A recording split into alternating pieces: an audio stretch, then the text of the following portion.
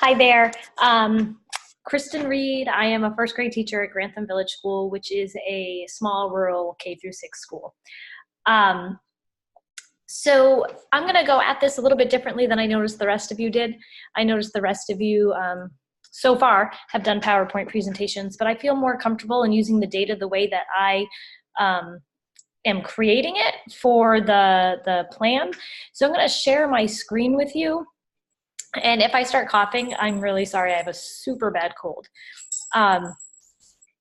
So let me get into this and share my screen. It takes me a minute. Share screen, share. Sorry about that. And so what I've done is I wanted to choose something that would be meaningful to my school, something that we could move forward with. I didn't want to just do the work and then stop there. So what I was thinking about when I thought about a problem at Grantham Village School is that for a couple of years now, there's been a lot, and for lack of a better term, a lack of griping about reading levels decreasing. And the students that are coming in or moving into the district are really coming to us below benchmark, which teachers are saying are skewing our data. However, I kind of have a different feel on that, and you'll see as we go through. So what I wanted to do is I wanted to look at the data that we had. And when I went back, we have beginning and end of year benchmarks assessment data from 2014. But when I look at that data, what I notice is that it's really not in a usable format. So I'm going to just pull up a 16-17 data collection source. And what we do is teachers go in and put in their independent levels for their students. At beginning of the year, the beginning of the first quarter, we're trimesters now, but at the time we were quarters. And then at the end, there's another set of tables that are showing end of the year data. But really what I found is that, well, there's quarter two, so I guess we did it every quarter at that point. But what I found was this is great. It's like initials all over the place, but it's not giving us any concrete data to look at in terms of progressions, and it's not organized in a way that's easy to do something with. So I wanted to organize that data. So what I did is I took that data and created some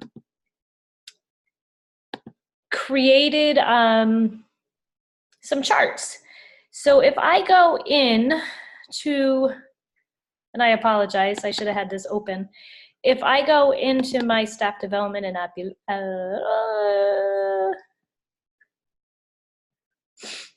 oh, where is it? It's here, I apologize. When I go into my data collection, I took that data and I organized it into 3 ways. I organized it and into the first tab is percent at or above by grade level. And then I did percent at or above by class, so following the class through. And then I did a data analysis of classes in June versus where they come back in September to really check out the data. And then I came back to my plan. So what I'm in my plan, and this is going to make you dizzy, and I apologize, and I come down to the end in my appendices, oops, you will see that Appendix A shows data of first grade reading levels, incoming first grade. So in 2014, 2015, kiddos were, it was 91% were reading at grade level when they came into first grade. I'm sorry, that was 2014, 2015 was 81%. And then in 15, 16, 91%. But then from there, you can see the decline, 73, 67, and 52, of the percentage of incoming first graders coming in reading at what we would call benchmark for the beginning of first grade. So And then I looked at students following a class throughout their years at Grantham Village School. And you can see by looking at the graphs, and I'm giving you a pretty quick glance here, that there's a lot of fluctuations, but there's a lot of decline in reading levels, the periodic blurb up. But for the most part, you can see a lot of decline. And then Appendix C is showing the trend in summer regression. And you can see there's obviously huge trends in summer regression, which, as educators, we know that happens, but just to see the data is compelling. So I took that data and I decided, who can I talk to about this? So I went and reached out to a number of teachers in our district. I pulled in, obviously myself, I invited to meet with me the reading specialist, the reading teacher at our school, and then 3 teachers, a 6th grade teacher, a 1st grade teacher, and a special educator. And the reason I chose those 3 was because all 3 of them either have their reading certification, or in terms of the 1st grade teacher, she is finishing at PSU right now and will have her reading certification. So I thought that would be a really professional group of people to sit down and talk. And they all came and took me up on my invitation and came and talked to me about this data. So interestingly enough, and I have this in my first section of my paper, in my introduction and needs assessment, we talked about the data. We got down to the nitty gritty. This is what we're seeing. Initially, it was the whys. We talked about the whys. And that wasn't what my intention of the meeting was. But it was interesting because it got us to the point where really we can come up with tons of outside sources, outside reasons why our data what it is. A huge one that we're seeing, again, which I mentioned earlier, is the influx of new students at Grantham Village School that are coming to us reading at lower levels than what our students are reading at, not meeting benchmark when they come to us from other schools. But regardless of the reason, we still have an obligation to these students to help them to get up to that benchmark.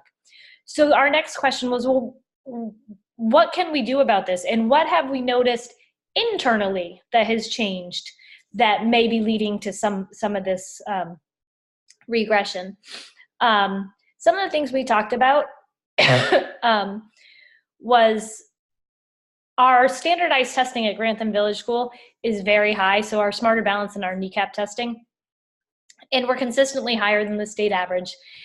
And we get accolades for those state testings. So there's not alarm. People aren't alarmed at our testing results. So change isn't necessarily on the forefront. But regardless of what those test results are, we have to, in my opinion, dig deeper because there's more to life than just these test results that you see here. We have an obligation to our students to make sure that they are, we're doing the best for them that we can, regardless of whether they're making proficiency in a standardized test.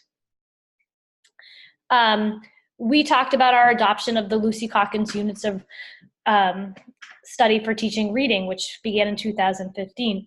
And there's been a lot of talk over the years of whether this is a program that we value, whether it's being taught consistently.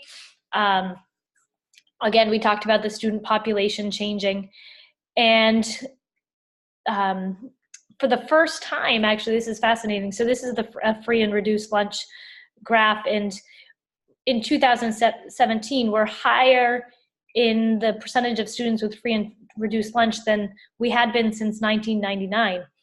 And this year, the data isn't available, and I don't know the exact percentage, but this year is the first year that Grantham Village School has reached a percentage of free and reduced lunch that we qualify for Title I funding.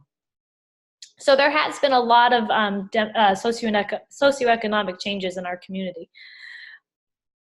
So in a lot of those new students who are coming in reading below benchmark. Another thing we talked about was that we have historically followed a 3-tier model for reading intervention, and we've slowly been moving away from that for reasons unknown. I'm not sure where the changes have come from. And this year there was a real significant change in how intervention is modeled, and the time available to each classroom and the resources available to the students. So after we talked about the why of the problem and some solutions that we thought would work, our final discussion about this professional development plan that I had to create, and that I wanted to create, was that it needed to emphasize staff collaboration.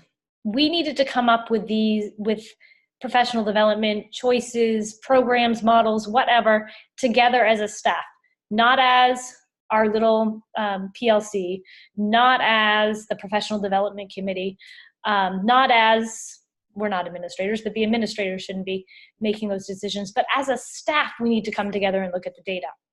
So that's where my PD plan, the direction it's going.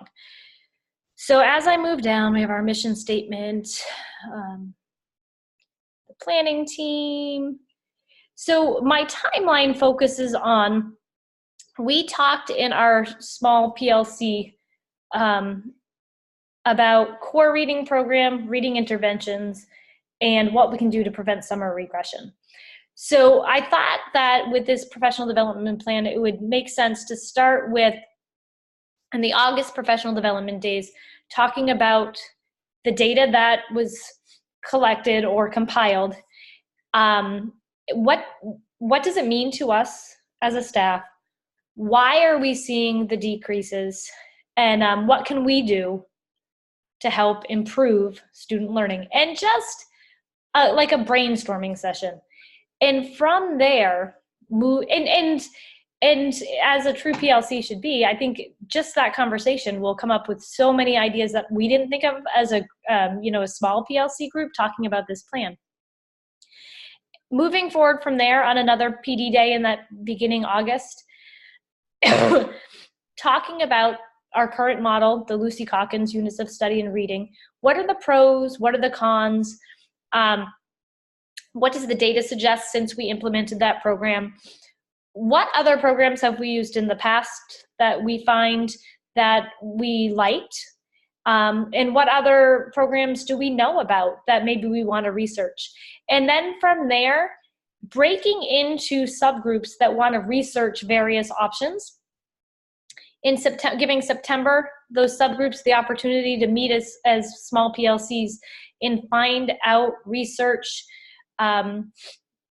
the program or model which they decided they wanted to focus on. And then in October, coming back together to share out. These are the pros and cons of the programs or models that we looked at, and just have a real professional conversation about what's out there. Do we want to stay with Lucy Calkins? What's our next step? Do we need outside professional development? Should we pilot something? And make some decisions together. And if you look down here in my program, I wrote, next steps will be determined based on the staff discussion, and we will leave this meeting with a plan of action. So sometimes, in my opinion, when you have professional development and creating this professional development plan, I can't create that next plan of action because I really feel like it has to be a collaborative effort. But I did save time in my timeline for those next steps. So then from there, we kind of go through the same process, November and December, but looking at intervention models.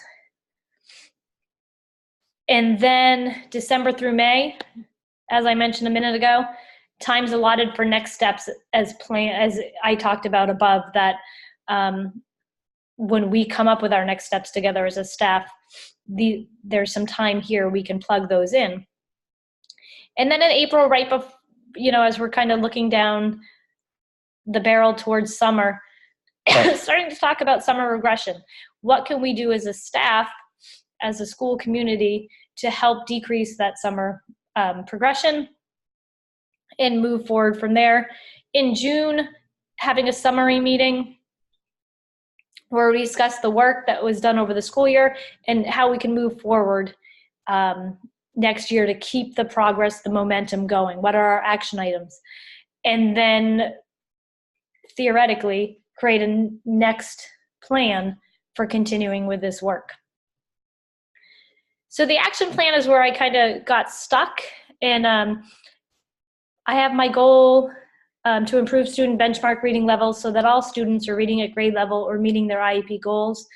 And then I broke that down. In the spring of 2020, 90% of students in each grade will meet their grade level reading benchmark or IEP goal. In the spring of 2021, 95% of students in each grade will meet their grade level reading benchmark or IEP goal. And then in the spring of 2022, 100%. And my SMART goals, I broke down into the core, the intervention, and the summer reading incentive resources and programming. My rationale goes right back to my data. The strategic action steps and all that is kind of where I'm stuck. I was taking right from my timeline, and then I got stuck in this area here. So I'm going to kind of go past that, but ask that if any of you have advice for me on where to go with that, I would greatly appreciate it, because again, I didn't take the planning class, so this is new for me.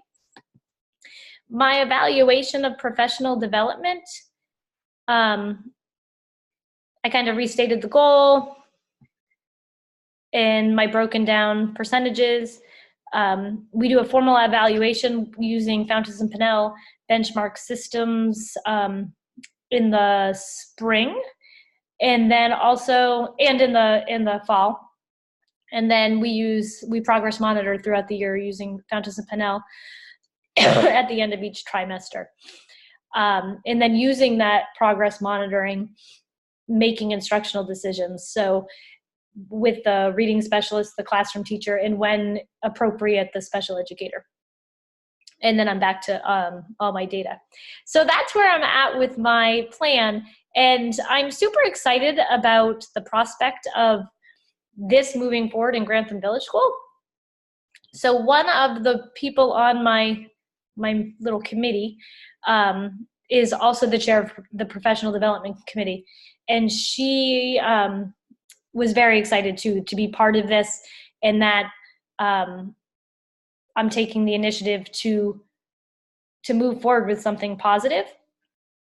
So when this is done, I'm actually going to pass it off to her, and at her request, and hopefully as a district we can move forward with all of this. So that's what I have in a nutshell. I'd love to hear your opinions and your constructive criticism, your ideas, and that's it. Hope you have a great day. And now I have to figure out how to get off of this.